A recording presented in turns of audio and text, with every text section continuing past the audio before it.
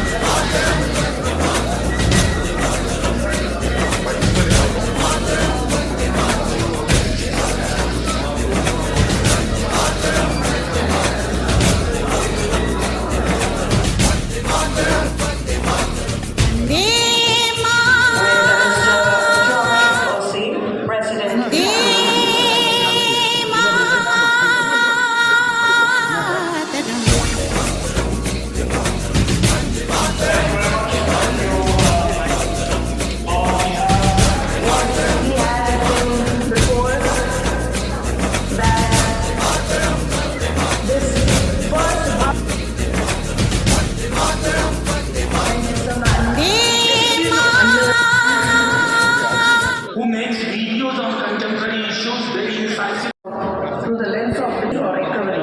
Today we choose a different lens: resilience, reimagination, and justice. As socio-economic trends, civilizations of Mali, Kush, fight ahead in science, trade, and statecraft. Technology, mathematics, astronomy, and philosophy long before Europe industrialized, but colonial moved in soul. Yet today, across Africa, the digital streets of Kigali to the startup lands of Lagos, we are witnessing a renaissance. Africa is not rising, it has risen, reclaiming its narrative through economic resilience, Pan-Africa cooperation, and youth-led innovation. Then let me turn to South India, particularly Tamil Nadu sent naval expeditions as far as the Southeast Asia, not to conquer but to collaborate and trade. Telangana too was a seat of intellectual and architectural progress under the Kakatiyas, known for irrigation, engineering, and temple stands today. But South India too faced a share of turmoil, Islamic invasions, colonial fragmentation, and economic training under the British Raj. And yet the South yielded, empowering farmers with income support or TICA. And now I request Mr. నా పేరు కాళిచిట్టి బాబు. నేను జవహర్లాల్ నెహ్రూ యూనివర్సిటీలో ప్రస్తుతానికి నేను అక్కడ ప్రొఫెసర్గా ఉన్నాను.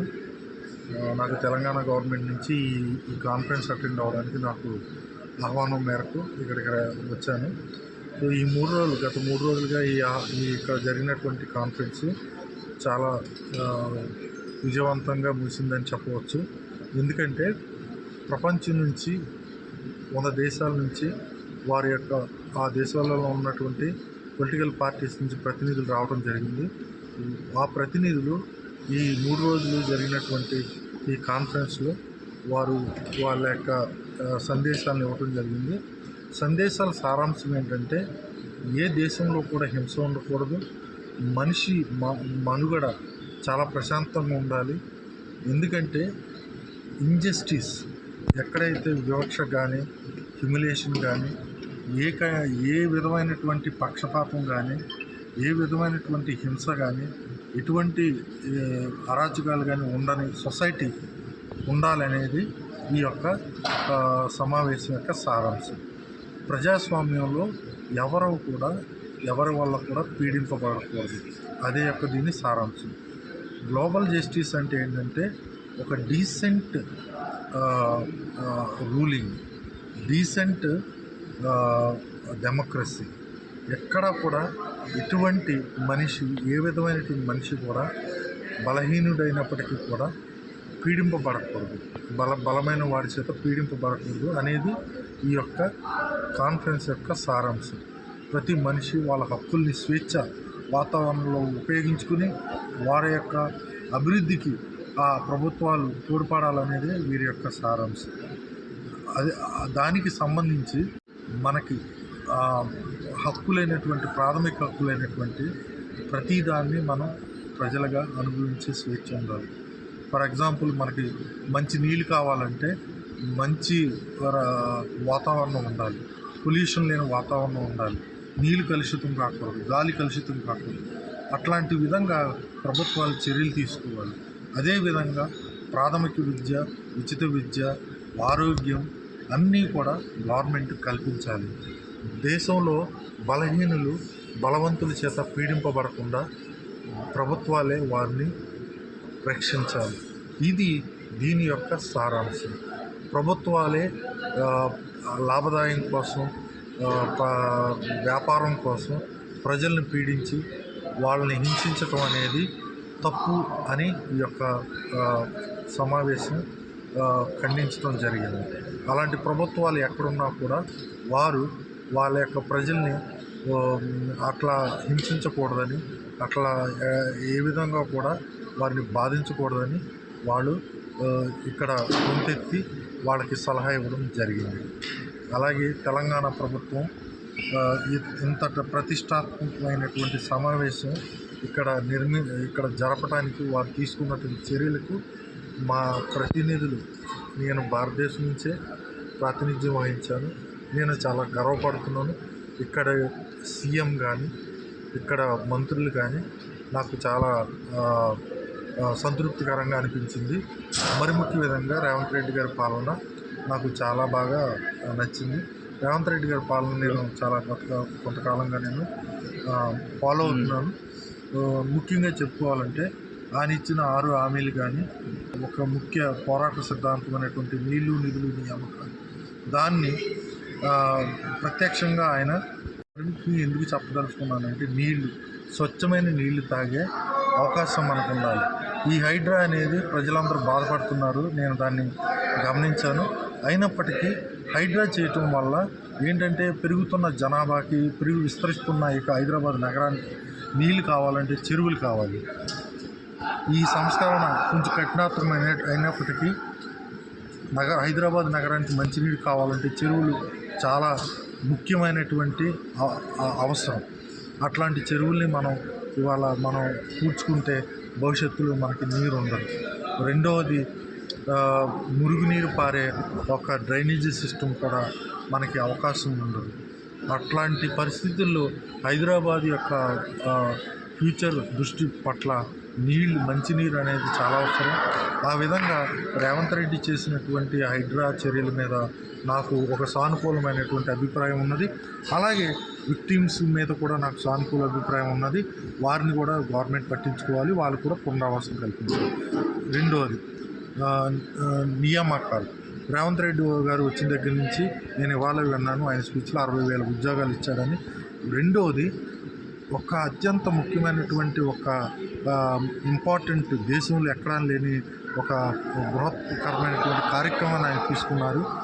ముందు ఉద్యోగాలు పొందాలంటే ఒక అత్యున్నతమైనటువంటి విద్య కావాలి. ఈరోజు యువత డ్రగ్స్ బారిన పడి వాళ్ళ యొక్క భవిష్యత్తును పాడు చేసుకుంటున్నారు.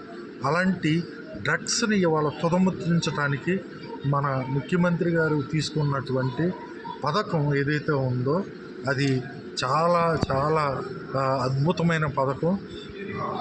భవిష్యత్తు తరాలైనటువంటి మన విద్యార్థి విభాగం, మన యువకుల్ని మన ముఖ్యమంత్రి గారు వారి బారి నుంచి కాపాడిన విధానం అది చాలా నియమైన అంశంగా నేను చూస్తున్నాను. ఎందుకంటే దేశం యువత పాడైపోతే ఆ యొక్క సమాజం పూర్తిగా నాశనం అయిపోతుంది. అలాంటి సమాజాన్ని ఇవాళ రేవంత్ రెడ్డి గారు ఒక బృహత్మైనటువంటి పథకంతో ఆయన దాన్ని సమూలంగా డ్రగ్స్ని నిర్మూలించాలనే పథకం తీసుకురావటం అది చాలా పొగడనీయమైన అంశం. మూడవది నిధులు రావాలంటే వ్యాపారాలు పెరగాలి. ఆయన నిర్మిస్తున్నటువంటి ఫ్యూచర్ సిటీకి మా యొక్క అభినందనలు తెలియజేస్తున్నాం. ఖచ్చితంగా ఈ యొక్క ఫ్యూచర్ సిటీ నిర్మాణం జరిగితే తెలంగాణ మొత్తం కూడా ఇంకా అధికంగా బాగుపడే అవకాశం ఉందని నేను బలంగా నమ్ముతున్నాను. ఆయన ఇచ్చినటువంటి 6 ఆజ్ఞలు కాదు, దానికి ఆయన తెలంగాణ నుంచి వచ్చినటువంటి 3 సూత్రాలను కూడా ఆయన తన సొంత తెలివితేటలతో దాన్ని అర్థం చేసుకుని దాన్ని ఈ విధంగా దాన్ని ఇంప్లిమెంట్ చేయటం నేను ఒక మేధావిగా చెప్తున్నాను. I really salute the Chief Minister of Telangana, and I am thankful to the people of Telangana for choosing this government, and also my best wishes to the state of Telangana. ఈ 3 రోజులు ఇచ్చిన ఆతిథ్యానికి చేసినటువంటి ప్రతి దానికి కూడా నేను తెలంగాణకి రుణపడి ఉన్నానని ఈ యొక్క కాన్ఫరెన్స్లో ఇక్కడ నుంచి మీకు నా యొక్క అభిప్రాయాన్ని తెలియజేస్తున్నాను. అలాగే మా మీడియా మిత్రులకు కూడా ఈ అవకాశం ఇచ్చినందుకు మీకు ధన్యవాదాలు తెలియజేస్తూ జై తెలంగాణ, జై Bharat. Pour exiger un monde qui sont en réalité. Thank you. Kids who are present here to come on to the days to have an opportunity to take a photograph who have been attending this summit. Thank you.